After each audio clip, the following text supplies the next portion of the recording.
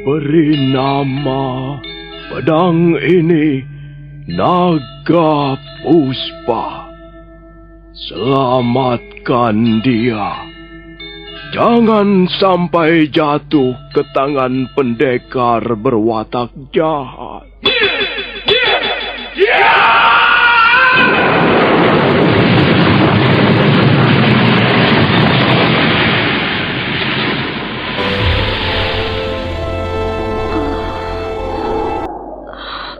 Kakang Kamandanu, kau masih juga tidak percaya bahwa aku mencintaimu. Mesin, maafkan aku, Mesin. Mesin. Mesin!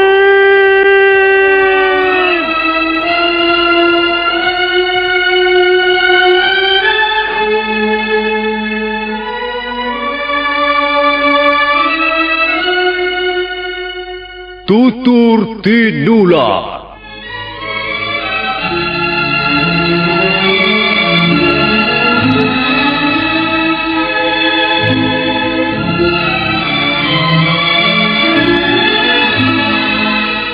Sebuah sandiwara radio serial, produksi Sanggar Cerita dan teater Sanggar Prativi. Sebuah kisah dengan latar belakang sejarah runtuhnya Singasari dan berdirinya Kerajaan Majapahit.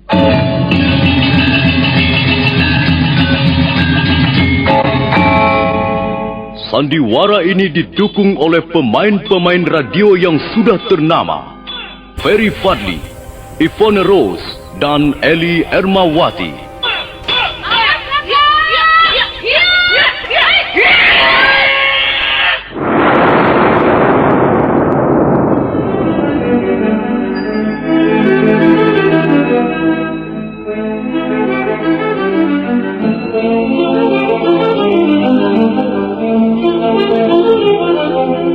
Cerita ini ditulis dan diolah oleh S. Tijab, hiasan musik dan sutradara C. Ispriyonoka. Kali ini mengetengahkan episode ke-12 dengan judul Naga Puspa Kresna.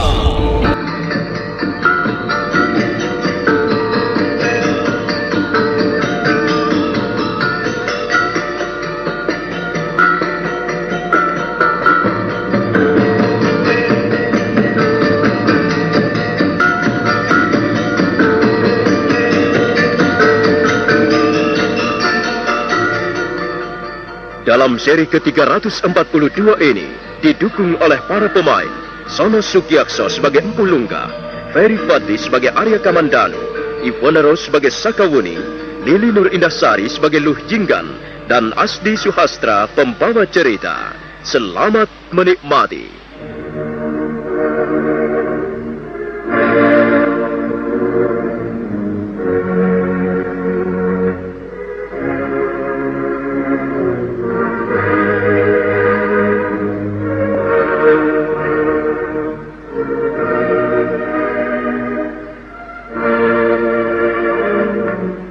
Arya Kamandanu menceritakan perihal Empu Ranubaya, tentang perselisihannya dengan ayahandanya Empu Hanggareksa, dan tentang nasibnya hingga sampai ke negeri seberang lautan. Setelah itu Arya Kamandanu juga bercerita tentang diri ayahandanya yang telah tiada beberapa tahun yang lalu. Empu Lunggah kelihatan sangat sedih mendengar berita tentang dua orang adik seperguruannya yang ternyata telah pergi mendahuluinya.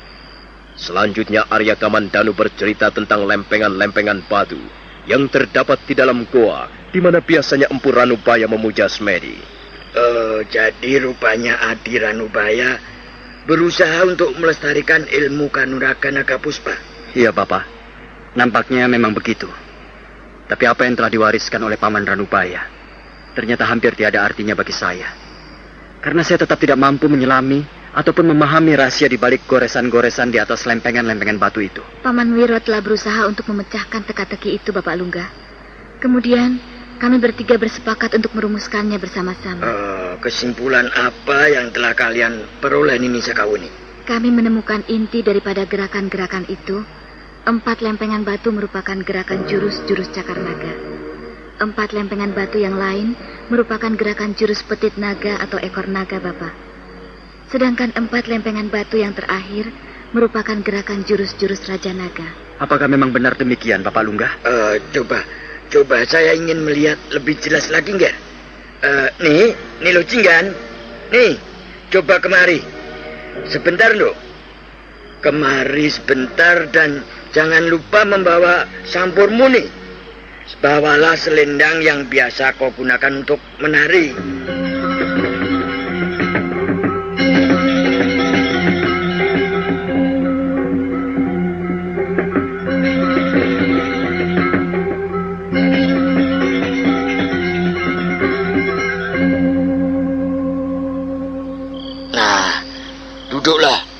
Duduklah.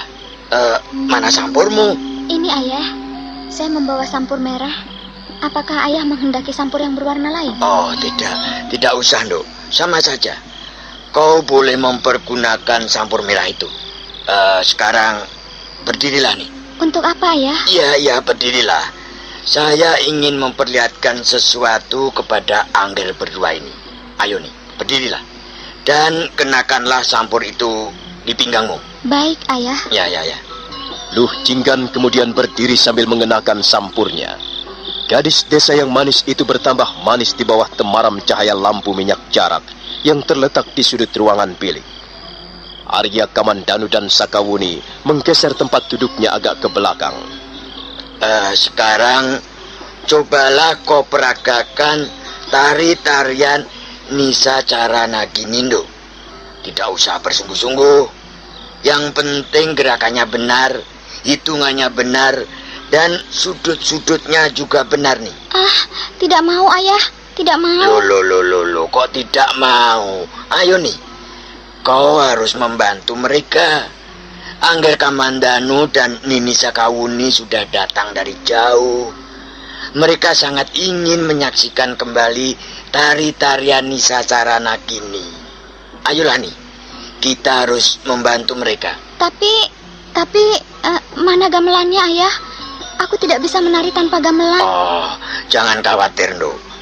Ayahmu ini dulu juga pernah menjadi niaga. Dan sekarang ayahmu akan menjadi niaga sekaligus gamelannya. Bagaimana bisa begitu, ayah? Ayah menjadi gamelan. Plak, plak, plung, plak, plak, plung, cekur. Plak, plak, plung, plak, plak, plung, cekur. Nah, ini kan gamelan nih. Mulut ayah ini bisa menjadi gamelan yang sangat merdu, Nduk. Kau tidak percaya ya? Tidak mau. Masa gamelannya mulut? Tidak bagus, ayah. Sudahlah, Nduk. Itu tidak penting. Angger berdua ini hanya sekedar ingin tahu gerakan-gerakan tarian Nisa Carana Gini. Ayolah, ayah akan mengiringimu dengan gamelan mulut. Dan kau tidak perlu bersungguh-sungguh menari. Ayo kita mulai ya. Tapi aku malu, ayah. Masa menari dengan gamelan mulut? Aku sekarang kan sudah besar.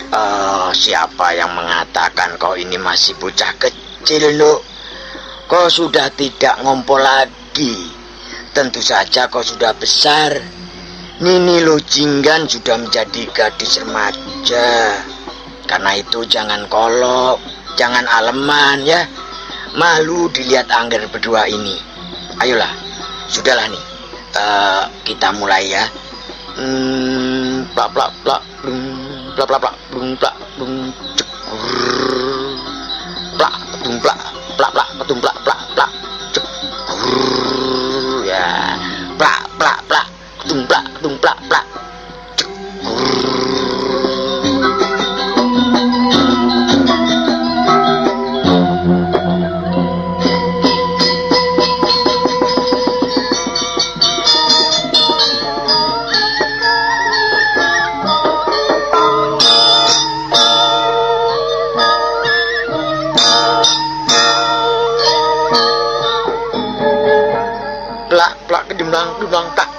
tang la bang dung dung plak plak dung plak dung dung dung dung plak dung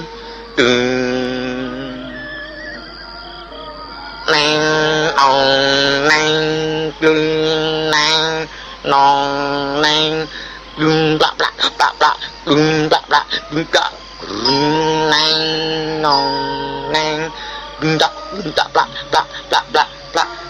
Sudah, Ayah. Sudah. Aku sudah lelah. Tahan dulu, Nduk. Jangan pergi dulu. Tetap saja berdiri di situ. Bukankah sudah selesai? Aku sudah lelah. Sabar nih, sabar. Ayah masih membutuhkan bantuanmu. Nah, berdiri dulu di sini ya. Nah, coba angkat kedua belah lenganmu. Nah, kemudian tebarkan ke kiri dan ke kanan. Lurus. Ya, bagus. Nah, coba lihat, Nger.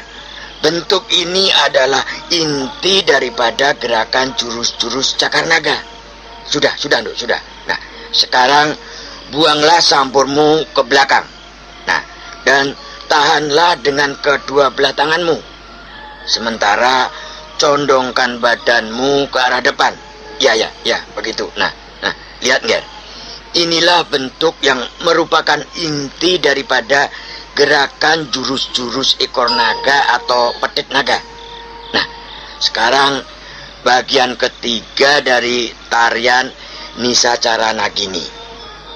Coba buanglah sampurmu ke samping kanan dan kiri, Nduk.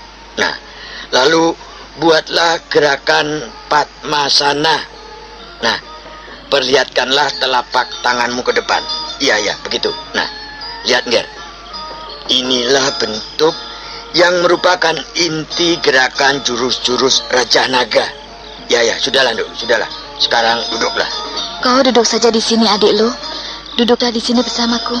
Iya, duduklah bersama Nini Sakawuni, Nger.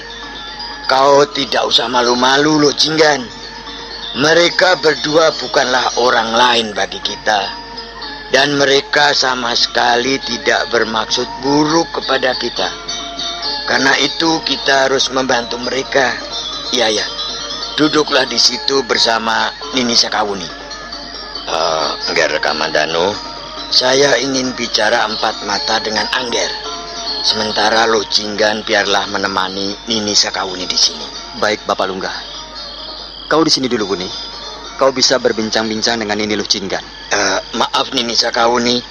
Ada hal-hal yang bersifat sangat pribadi yang ingin saya utarakan kepada Angger Kamandanu. Nini Sakawuni bisa menunggu di ruangan ini bersama Lo Jinggan. Silakan Bapak Lunggah, silakan. Biarlah saya ngobrol dengan adik lu di sini.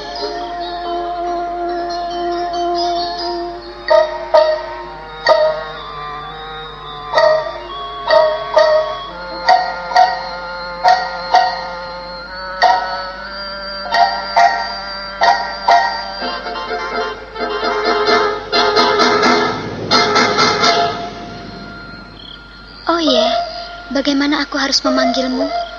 Aku sudah tahu namamu Sakawuni, tapi aku tidak tahu bagaimana seharusnya aku memanggilmu. Aku lebih tua dari usiamu, adik lu. Karena itu, semestinya kau memanggilku dengan sebutan kakak. Baiklah, aku akan memanggilmu dengan sebutan kakak. Kakak Wuni. Kau hanya tinggal berdua saja di pondok ini bersama Bapak Lunggah? Iya, Kakak Wuni. Kami hanya tinggal berdua saja. Dan Kakak Wuni, apakah Kakak Wuni masih mempunyai orang tua? Aku masih mempunyai seorang ibu. Ibuku tinggal di sana. Jauh letaknya dari sini. Ibuku tinggal di atas puncak bukit Panampihan. Sedangkan ayahku sudah meninggal beberapa waktu yang lalu. Siapakah Arya Kamandanu itu? Apakah suamimu? Tidak. Dia hanya teman biasa. Kami berdua sekarang ini bekerja di Istana Majapahit. Arya Kamandanu bertugas sebagai pelatih ulah kanuragan, membantu Paman Lembusora. Demikian pula aku. Kami berdua sama-sama menjabat sebagai pelatih ulah kanuragan prajurit-prajurit Majapahit. Hebat sekali. Kalau begitu, Kakak Wuni dan Kakang Arya Kamandanu adalah pendekar-pendekar. Sebenarnya kami hanya mempunyai kemampuan sedikit tentang ulah kanuragan. Dan kami ingin menyumbangkan pengetahuan kami yang sedikit itu untuk membantu negeri Majapahit yang sedang membangun. Aku tidak percaya bahwa kakak Wuni dan Arya Kamandanu hanyalah teman biasa? Hubungan kalian sudah sangat akrab. Sepertinya hubungan kalian melebihi dari hubungan sesama teman. Hubungan antara sesama teman, antara sesama dua orang sahabat, juga bisa menjadi sangat akrab dan baik, adik lu. Bukankah seharusnya demikian? Kita harus menjalin hubungan baik dengan siapa saja yang menjadi sahabat kita. Mungkin juga begitu. Aku sangat kurang pengalaman. Aku hampir tidak pernah mempunyai teman. Temanku hanyalah Jamantara. Kupikir jika ada seorang laki-laki dan perempuan berhubungan sangat akrab, sedangkan mereka bukanlah sanak saudara, tentulah mereka itu pasangan suami istri. Ternyata memang adik lu kurang pengalaman. Rupanya Jamantara mengintip pembicaraan kita dari balik pintu. Jamantara, mengapa kau mendekam di balik pintu? Ayo, masuklah Jamantara.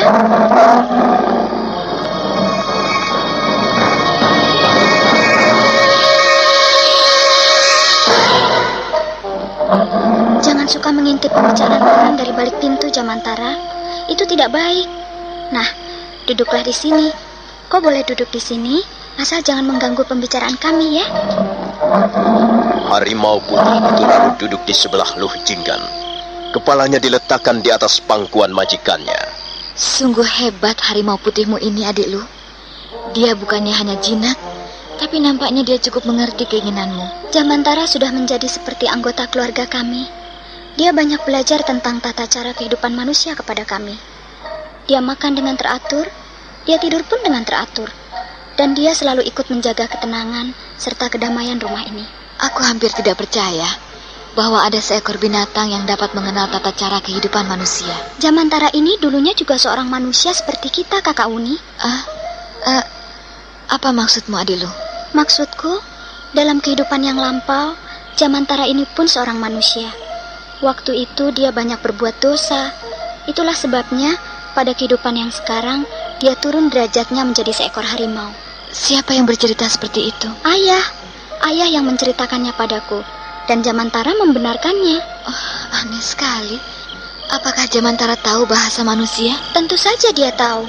Walaupun dia tidak dapat berkata-kata seperti kita, tapi dia tahu apa yang kita inginkan, apa yang kita maksudkan. Apakah Jamantara menyesali dosa-dosanya di masa lalu? Iya, dia sangat menyesali dosa-dosanya. Hal itu bisa kita lihat dari keadaannya sekarang. Bulu-bulunya berwarna putih. Itu sebagai pertanda bahwa Jamantara tetap masih mempunyai keinginan baik. Dan lihatlah pancaran matanya. Kadangkala Jamantara kelihatan sedih. Bahkan kadangkala dia menangis terseduh-seduh. Mungkin dia teringat peristiwa di masa lalunya. Cerita itu seperti sebuah dongeng saja, adik lu. Memang, Kakak Uni.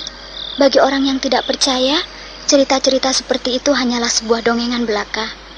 Tapi aku tetap percaya. Aku yakin bahwa Jamantara dulunya adalah seorang manusia. Dan dia ingin kembali menjadi manusia untuk memperbaiki kesalahan-kesalahannya di masa lalu. Itulah sebabnya dia lain dari harimau-harimau yang lain. Dia sangat tekun mendengarkan apa saja yang kita ajarkan padanya. Apakah dia tahu bahwa sekarang ini kita sedang membicarakannya?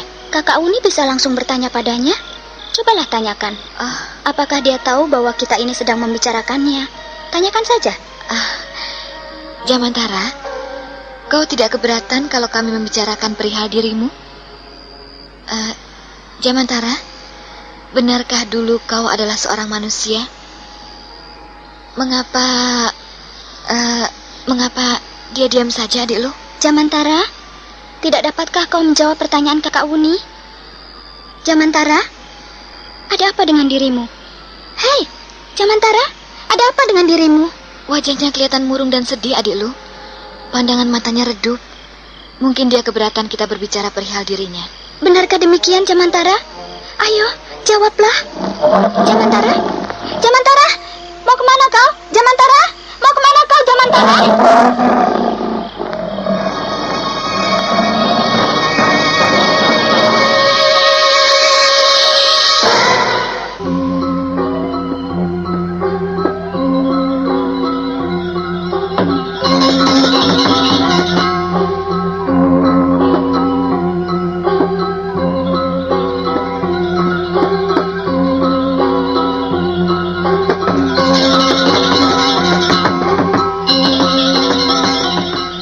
benar, Kakak Uni.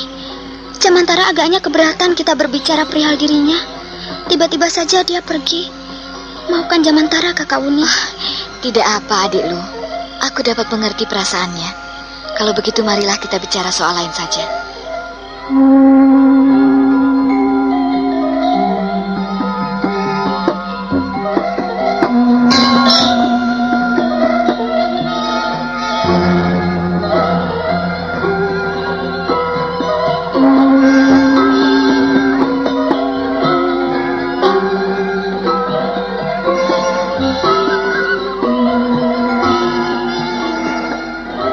Malam semakin larut. Udara dingin menyelinap di sela-sela dinding pondok. Sakawuni dan Niniluh Jinggan masih duduk di ruangan serambi depan sambil berbincang-bincang. Baru saja Niniluh Jinggan bercerita tentang Jamantara, harimau putihnya. Sakawuni memang melihat keanehan pada diri binatang itu. Jamantara memang tidak sama dengan harimau-harimau yang lain. Ia nampak cerdik dan sepertinya mengerti tentang tata cara kehidupan manusia.